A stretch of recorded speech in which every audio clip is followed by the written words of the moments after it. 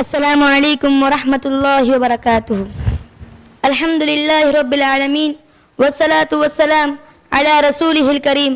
اما بعد، قال اللہ تعالی فی القرآن المجید والفرقان الحمید: اعوذ باللہ من الشیطان الرجیم، بسم اللہ الرحمن الرحیم. فاصبر صبرا جمیلا. سورۃ المعارج آیت نمبر 5.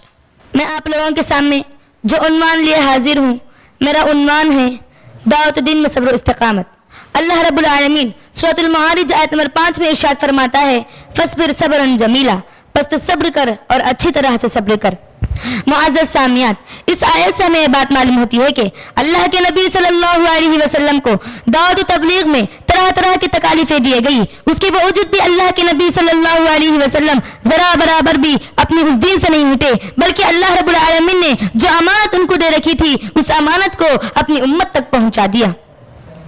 معزز سامعات، حدیث میں آتا ہے کہ اللہ کے نبی صلی اللہ علیہ وسلم کے 4 دانت کو نکال دیا گیا تھا اور ان کے سر کو زخم کر دیا گیا تھا. اس کے باوجود بھی اللہ کے نبی صلی اللہ علیہ وسلم اپنے سر کے زخم کو پوچھتے جا رہے تھے اور کہتے جا رہے تھے: اللہ تعالیٰ ایسی قوم کو کیسے ہدایت دے سکتا ہے جس نے اپنے ایک نبی کو اس طرح سے جھٹلا دیا، اس طرح سے تکالیفیں دیے، حالانکہ وہ تمہیں ایک اللہ کی طرف دعوت دے رہا ہے. رواہ مسلم. معزز سامعات، اس حدیث سے ہمیں یہ بات معلوم ہوتی ہے کہ اللہ کے نبی صلی اللہ علیہ وسلم کو طرح طرح کی تکالیفیں دی گئی، اس کے باوجود بھی اللہ کے نبی صلی اللہ علیہ وسلم اپنی اس دین سے نہیں ہٹے، بلکہ اللہ رب العالمین نے جو اپنے نبی کو دعوت دے رکھا تھا، جو اپنے نبی کو امانت دے رکھا تھا، اس امانت کو اپنی امت تک پہنچا دیا.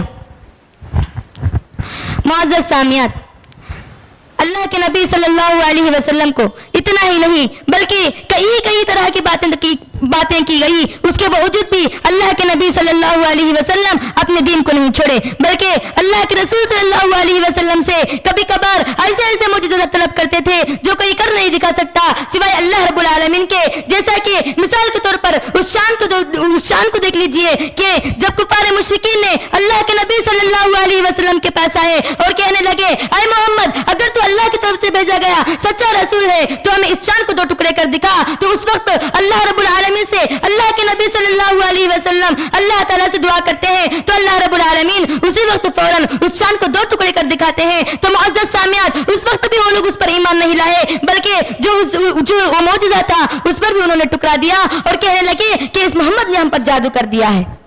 معزز سامعات، اتنا ہی نہیں، یہ معجزے نہیں بلکہ اللہ کے نبی صلی اللہ علیہ وسلم کو طرح طرح کی باتیں کیے گئے. کبھی کا جادو کہا، جادوگر کہا، کبھی کذاب کہا، کبھی ساحر کہا. تو دیکھیے اللہ رب العالمین ارشاد فرماتا ہے: وقالوا یا ایھا الذی نزل علیہ الذکر انک لمجنون. ان لوگوں نے کہا کہ اے وہ شخص جس پر قرآن کو نازل کیا گیا ہے، یقیناً تو ایک پاگل ہے. معزز سامعات، اتنا ہی نہیں بلکہ آپ صلی اللہ علیہ وسلم کو ساحر اور کذاب کہا گیا، جیسا کہ اللہ رب العالمین کا ارشاد ہے: وَعَجِبُوا أَن جَاءَهُم مُنذِرٌ مِّنْهُمْ فَقَالَ الْكَافِرُونَ هَٰذَا سَاحِرٌ كَذَّابٌ.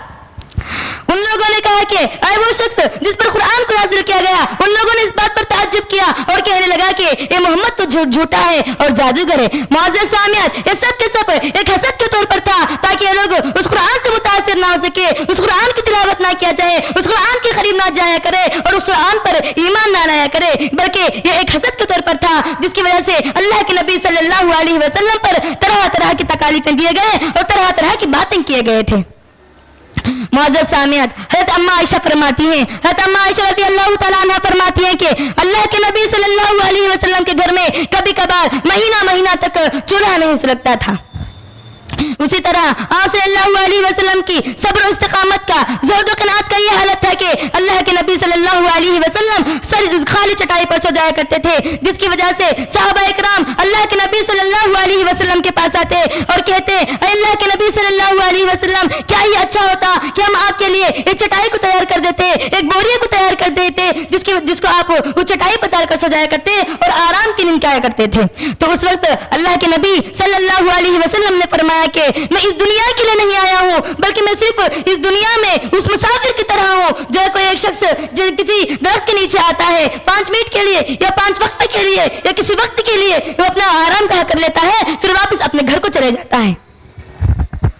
تو معزز سامعات، اسی طرح اللہ کے نبی صلی اللہ علیہ وسلم اتنا صبر کیا کرتے تھے کہ اللہ کے نبی صلی اللہ علیہ وسلم کے پاس صحابہ اکرام اپنے پیٹوں پر بھوک کی وجہ سے کرتے تھے. ایک مرتبہ صحابہ اکرام اللہ کے نبی صلی اللہ علیہ وسلم کے پاس آتے ہیں اور اپنے پیٹوں پر بھوک کے مارے بھوک کی شکایت کرنے کے لیے اپنے پیٹوں پر ایک ایک پتھر کو باندھ کر آتے ہیں. اللہ کے نبی صلی اللہ علیہ وسلم سے اس کی شکایت کرتے ہیں, کہتے ہیں اے اللہ کے نبی صلی اللہ علیہ وسلم, دیکھیے یہ ہماری اس پیٹ کی طرح بھوک کی وجہ سے ہم لوگ اپنے پیٹوں پر ایک ایک پتھر کو باندھ لیے ہیں. تو اس وقت اللہ کے نبی صلی اللہ علیہ وسلم اپنے پیٹ پر سے اپنی چادر کو ہٹاتے ہیں, دیکھتے ہیں کہ ان کے پیٹ پر 2 پھاترے بندھے ہوئے ہیں. یہ دیکھنا ہی تھا کہ صحابہ اکرام رونا شروع کر دیتے ہیں اور دعوت دین میں بہت زیادہ صبر و استقامت کو شروع کر لیتے ہیں.